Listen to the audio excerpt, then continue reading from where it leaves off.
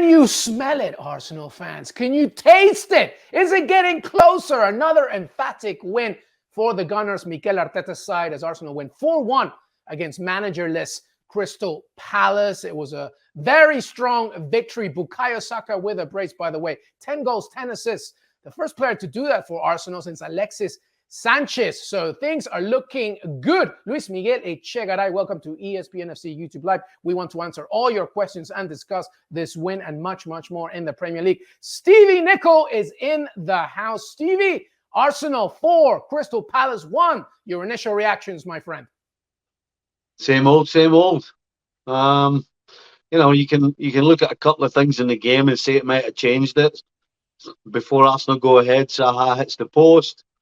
But the truth is, had Zaha scored, you still fancy Arsenal to just change gear and go on and win the game anyway. It was a comfortable win. It was a deserved win. And Arsenal right now, just in the Premier League, certainly, just keep the games coming and we'll just keep on winning, keep playing, keep passing it, keep moving, keep creating chances and scoring another 4 goals. So for Arsenal, same old, same old. Same old, same old. And that's nothing but great news for Arsenal fans. As Stevie says, Arsenal just keep on rolling. That's 8 points at the top of the table now over Manchester City with a game extra played, of course, as Man City are in the FA Cup.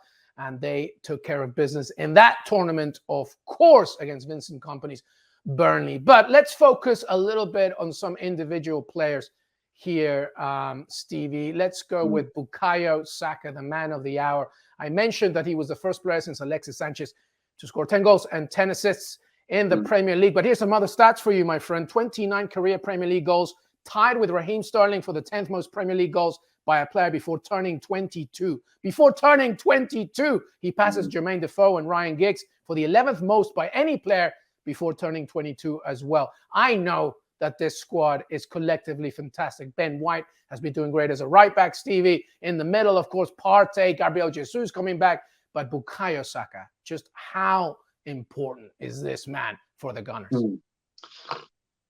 Well, he's a huge part of the cog. And the reason Arsenal are top of the league is because they have so many huge parts of the cog. But Saka in particular, I mean, you're talking about his age. The maturity of this kid is unbelievable. You know, football a lot of the time is about decision making, and that's why we talk about maturity and experience, because experience and maturity means that you make better decisions. Well, this guy, he doesn't make a mistake when it comes to making a decision. He passes it at the right time. He dribbles with it at the right time. You know, he'll try and finish at the right time.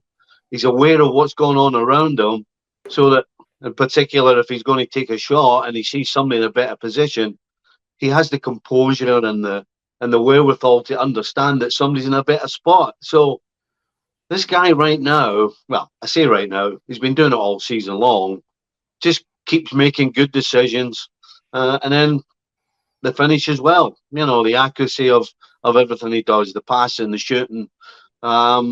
I mean, really, to look and try and find a flaw would take less time than try to tell you how good he is, because right now there doesn't seem to be a flaw.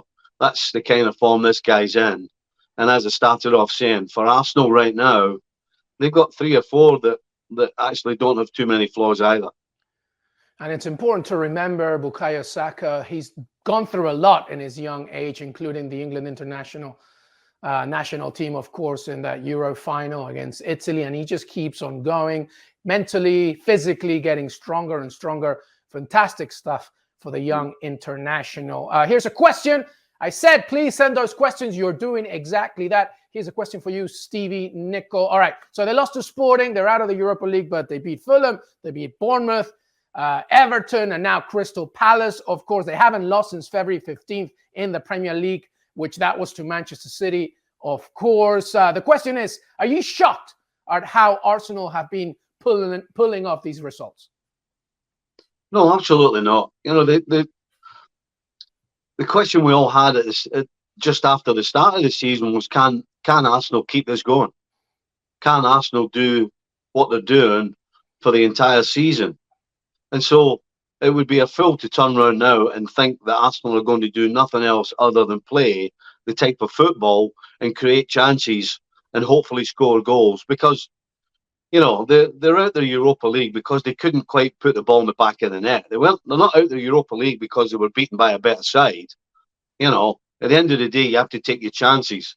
And so from the first kick of the season to now, Arsenal have been creating chances, and 9 times out of 10 have been taking those chances. So there is absolutely no reason to suggest that Arsenal are not, between now and the end of the season, going to keep doing what they're doing. And I would argue with anybody to come up with a reason why they won't. I talked about the game today.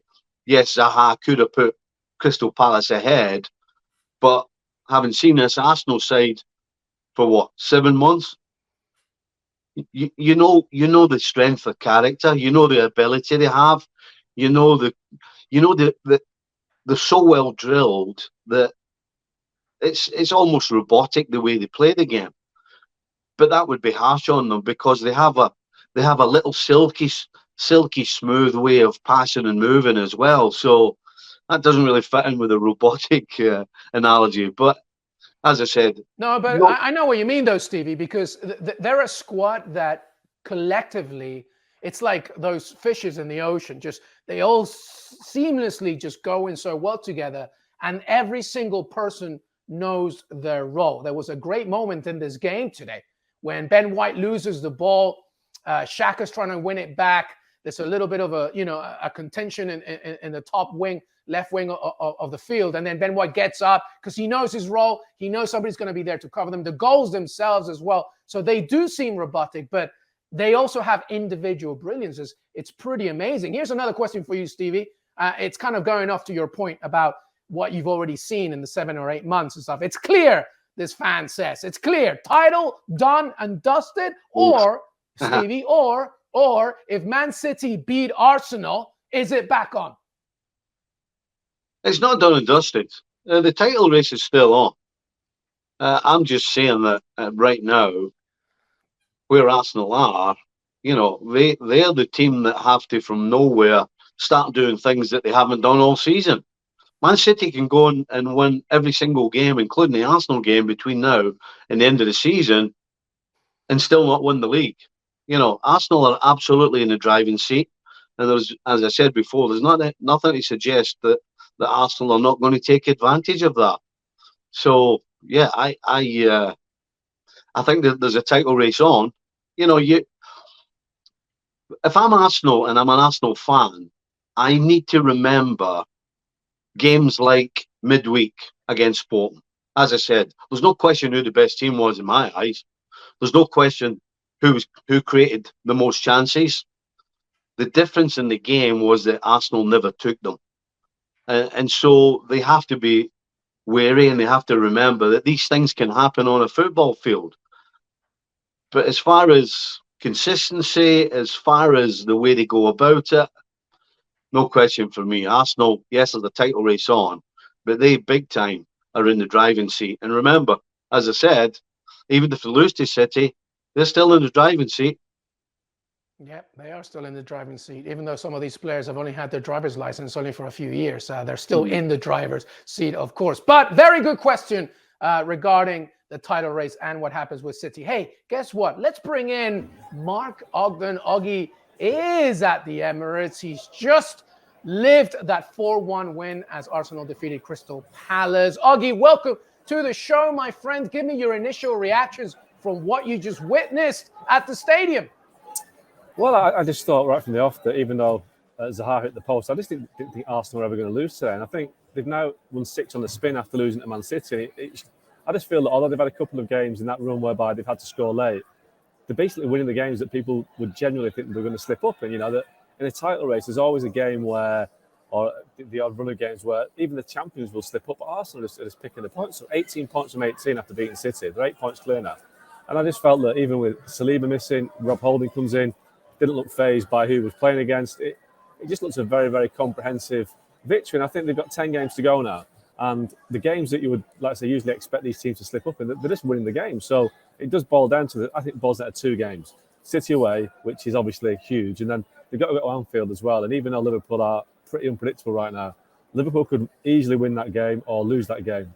If I was Arsenal, I'd be worried about going to Anfield. But if they lose those two games, then City have to win everything. So I think that Arsenal are the favourites to win it because games are running out, and I just don't see where they're going to lose games.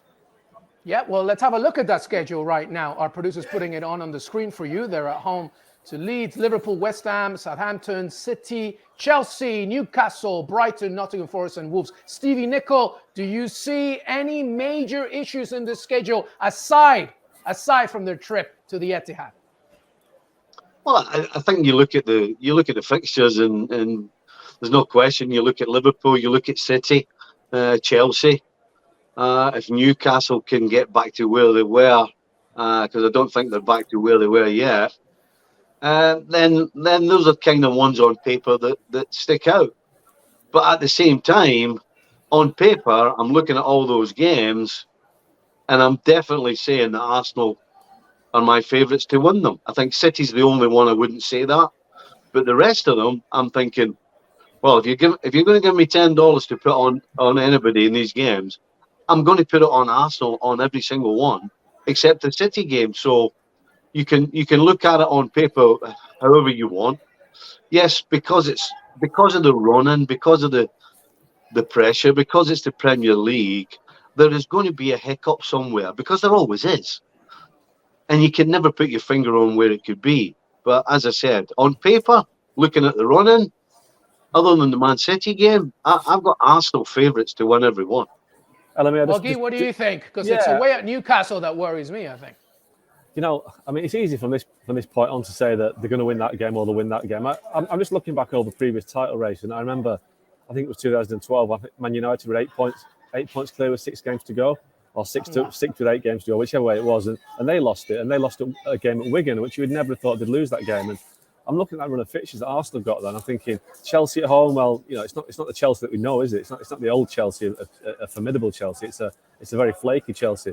Newcastle away, I'm not sure whether Newcastle, they might have picked up a little bit in recent games, but I'm still not sure that Newcastle will get a result against an Arsenal team going for the title. So I think that is a really good running for Arsenal, considering what they've done so far. 10 games to go with only two difficult trips in that. I think they'll win at Newcastle. So, I haven't worked out the maths on me whether 2 defeats against Liverpool and City will actually cost them if City win all the games, but it's very tight. 8 points clear now. That is, if I was City, I'm thinking, when are they going to slip up? They're just not slipping up. They would have expected them to slip up in the last 6 games. They haven't done so. It's really turning the screw on Man City. And let's not forget, City got Champions League to worry about. All Arsenal have to worry about now is Premier League. No distractions. 10 league games to go. We've seen the depth of the squad today. Kieran Tierney came on, Holding came in. They got Smith Rowe on the bench, Jorginho on the bench.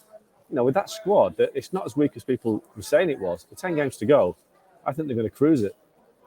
Yeah, there's only one team that can stop Arsenal at this point, and that's Arsenal itself. All right, we got another question here from a fan. Stevie and Oggy, please jump in. Stevie, you go first. But here's the question. How surprised are you fellas that the goals are spread around so much at Arsenal? Because earlier we got another question saying, Arsenal need a striker. We should have gone for a striker. But, it's pretty equally divided here, even with Gabriel Jesus' return. Stevie, how surprised are you that, these goals are coming aplenty from anywhere across the pitch? Well, I don't think it should be a surprise, because if there was one thing we would point at before the kick-off for the season would be they don't have an out-and-out goal scorer. We knew Jesus wasn't going to be an Erling Haaland, for example, who's just going to score goals for fun. We know the history of him in the Premier League, that he does more than just score goals. He scores enough, but he's not an out-and-out goal scorer. So they kind of had to spread it around. That's the only way they were going to win the Premier League and win games, is by spreading it around. But the key to that is they have players in the side, aplenty, who are capable of putting the ball in the back of the net. And we've seen it. Martinelli, Jesus, Trossard's come in. He's assisting and scoring goals. Saka's scoring goals. Granit Xhaka scoring goals. Partey with the odd goal. You've got Odegaard. So, when you don't have an Erling Haaland per se right at the tip of your spear, then you have to have ability around that's going to spread the goals around. and Mikel Arteta has put a team together that has that has ability, and that has goals in it from all over the field. And that's why they're getting away with not having a so-called goal-scoring centre forward.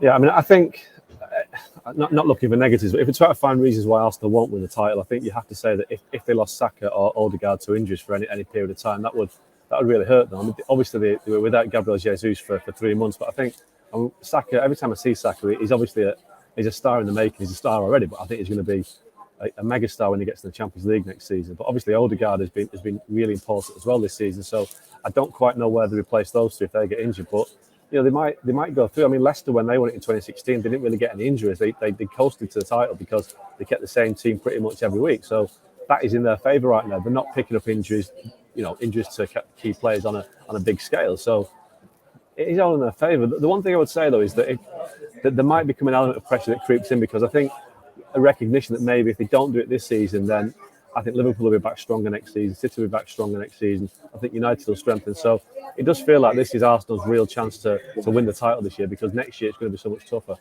If that's because it's a World Cup year, I don't know. But there's been something odd about this season, whereby the only team that has maintained any form has been Arsenal. But I think next year, we'll see a much tighter title race. Thank you very much for watching ESPN FC on YouTube. For more highlights, analysis and exclusive content, be sure to subscribe.